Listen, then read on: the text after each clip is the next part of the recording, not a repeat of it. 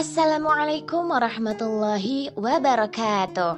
Selamat datang di video pembelajaran pendidikan agama Islam kelas 5 sekolah dasar. Anak-anak yang solih dan solihah, bagaimana kabarnya hari ini? Semoga anak-anak selalu dalam keadaan sehat ya, dan tetap semangat belajar di rumah. Anak-anak, agar pembelajaran kita hari ini mendapatkan keberkahan dan kemudahan dari Allah Subhanahu wa Ta'ala, mari sama-sama kita buka dengan membaca doa belajar. Bismillahirrahmanirrahim. Raditu billahi rabbah wa bil islami dina wa bi Muhammadin nabiyya wa rasulah. Rabbi zidni ilma warzuqni fahma. Amin ya rabbal alamin. Anak-anak, apakah kalian masih ingat ada berapa Rasul Ulul Azmi? Ya, benar, ada 5, yaitu Nabi Nuh alaihi salam, Nabi Ibrahim alaihi salam, Nabi Musa alaihi salam, Nabi Isa alaihi salam, dan Nabi Muhammad sallallahu alaihi wasallam. Kisah Nabi Isa alaihi salam. Nabi Isa lahir di Bethlehem, Palestina. Beliau lahir dari seorang ibu yang bernama Maryam binti Imran. Sejak kecil, Maryam diasuh oleh pamannya, Nabi Zakaria. Maryam merupakan gadis yang ahli ibadah dan solihah. Setiap hari, waktunya dihabiskan untuk beribadah. Maryam sangat menjaga diri dari laki-laki yang bukan mahramnya. Pada suatu hari, Maryam didatangi oleh malaikat Jibril yang mengabarkan bahwa Maryam akan mengandung seorang anak laki-laki yang suci. Mendengar itu, Maryam merasa takut dan tidak percaya. Mana mungkin ia mengandung seorang anak sementara ia belum bersuami? Kemudian Jibril menjelaskan, sesungguhnya itu sangatlah mudah bagi Allah, karena Allah Maha Kuasa atas segala sesuatu. Kemudian Maryam pun mengandung. Kehamilan Maryam merupakan bukti bahwa tidak ada yang mungkin bagi Allah Subhanahu wa Ta'ala. Maryam merasa cemas dan resah. Ia takut masyarakat akan mencemoohnya. Maryam pun pergi meninggalkan tempat tinggalnya menuju Baitul Maqdis. Ketika merasa akan melahirkan, Maryam pergi ke tempat yang jauh. Karena menahan rasa sakit akan melahirkan, Maryam berhenti dan bersandar di pangkal pohon kurma. Maryam sangat putus asa, tenaganya habis untuk berjalan. Ia lapar dan haus. Dia kebingungan tanpa tahu apa yang harus diperbuat. Tiba-tiba terdengar suara, "Janganlah engkau bersedih, Tuhanmu telah mengalirkan air di bawah telapak kakimu, yang dapat menghilangkan dahagamu. Goyangkanlah pohon kurma di sampingmu, hingga buahnya berjatuhan." Kisah ini terdapat dalam Al-Quran Surat Maryam ayat 24-25. Maryam pun makan dan minum dengan senang hati. Tidak lama kemudian, Maryam melahirkan bayinya dengan selamat. Bayi laki-laki tersebut diberi nama Isa putra Maryam. Setelah kesehatan Maryam pulih seusai melahirkan, Maryam kembali ke rumahnya. Allah memerintahkan Maryam untuk tidak berbicara dengan orang yang ditemuinya. Allah Subhanahu wa Ta'ala berfirman, "Jika engkau melihat seseorang, maka katakanlah, sesungguhnya aku telah bernazar berpuasa untuk Tuhan yang Maha Pengasih. Maka aku tidak akan berbicara pada siapapun pada hari ini." Al-Quran Surat Maryam ayat 26.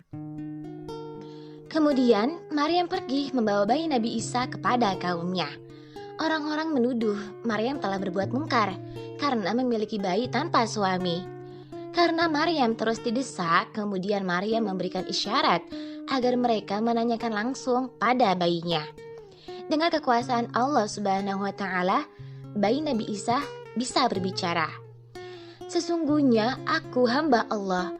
Dia memberiku kitab Injil dan dia menjadikan aku seorang nabi." Kisah ini terdapat dalam surat Maryam ayat 30. Karena Isa hanya mempunyai ibu dan tidak memiliki ayah, maka ada orang yang berkeyakinan bahwa Isa adalah anak Tuhan. Padahal Allah Subhanahu wa Ta'ala tidaklah beranak dan tidak pula diperanakan.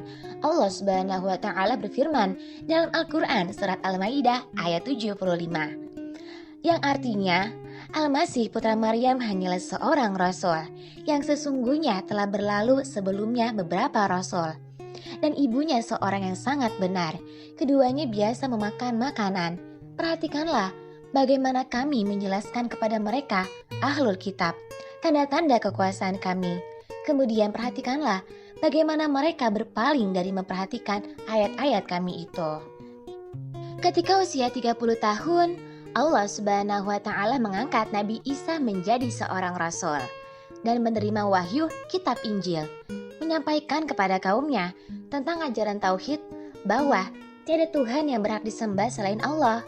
Nabi Isa berdakwah kepada Bani Israel yang didominasi oleh bangsa Yahudi. Tetapi mereka menentang dan menolak ajaran yang disampaikan oleh Nabi Isa alaihi salam. Selama berdakwah, Nabi Isa hanya mendapatkan pengikut sebanyak 12 orang. Mereka disebut sebagai kaum Hawariyun, yang artinya pengikut setia Nabi Isa. Mereka mendampingi dan menolong Nabi Isa dalam berdakwah. Meskipun hanya mendapatkan sedikit pengikut, Nabi Isa sangat giat berdakwah tanpa putus asa. Dakwah Nabi Isa juga banyak mendapat rintangan dari pendeta Yahudi dan para pembesar kerajaan. Mereka meminta bukti kebenaran Nabi Isa sebagai utusan Allah.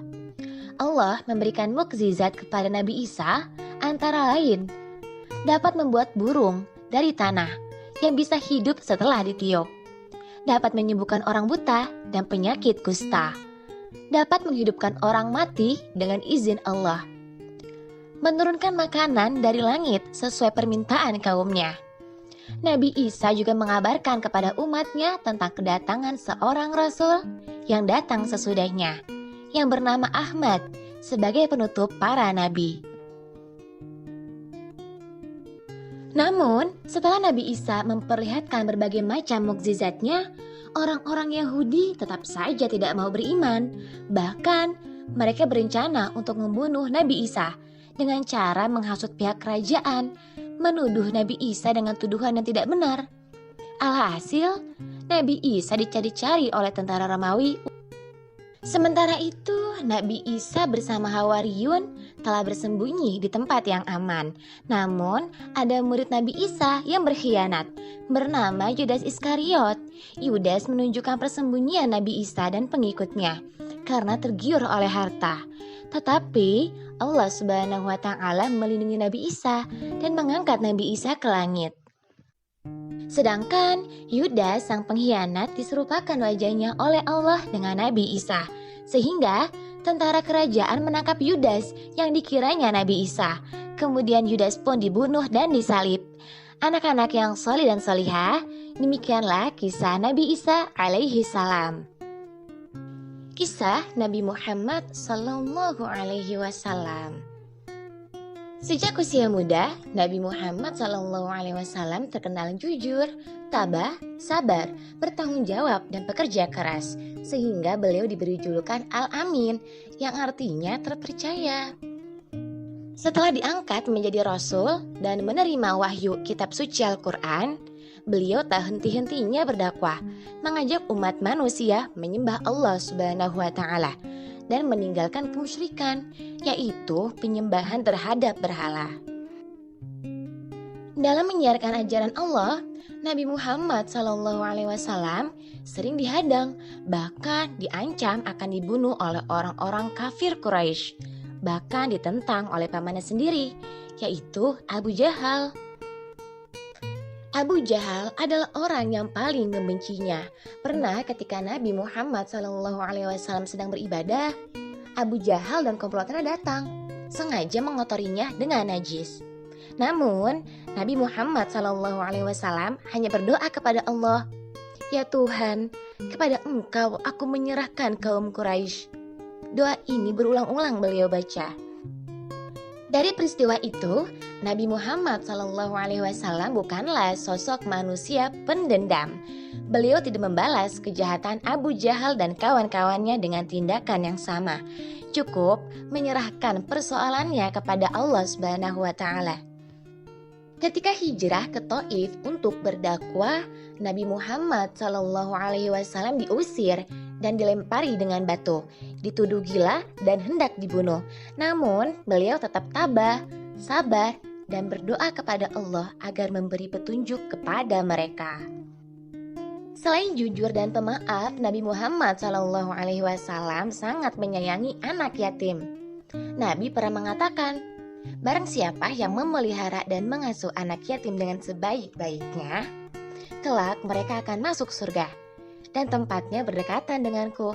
Hal ini diisyaratkan Nabi dengan jari telunjuk dan jari tengahnya yang berdekatan dan tidak terhalang apapun. Begitulah kepedulian Nabi Muhammad SAW kepada umatnya. Rasul terakhir adalah Nabi Muhammad SAW. Dialah Nabi dan Rasul penutup. Tidak ada lagi Nabi dan Rasul setelahnya. Karena Nabi Muhammad SAW adalah sebagai penutup, maka sering disebut dengan istilah Khotamul Anbiya, artinya penutup atau penghabisan para nabi dan rasul. Pelajaran yang bisa kita ambil dari kisah keteladanan Rasul Ulul Azmi yaitu 1. Kita harus meyakini apa yang disampaikan oleh para rasul dengan teguh, sehingga kita sekuat tenaga menjalankan perintah Allah Subhanahu wa Ta'ala dan menjauhi segala larangannya. 2. Kita harus mengambil keteladanan dari kisah kesabaran para Rasul Ulul Azmi. Dengan mengetahui keteladanan para rasul, akan menumbuhkan sikap perilaku yang santun, berperangai muslim, dan berkarakter akhlakul karimah.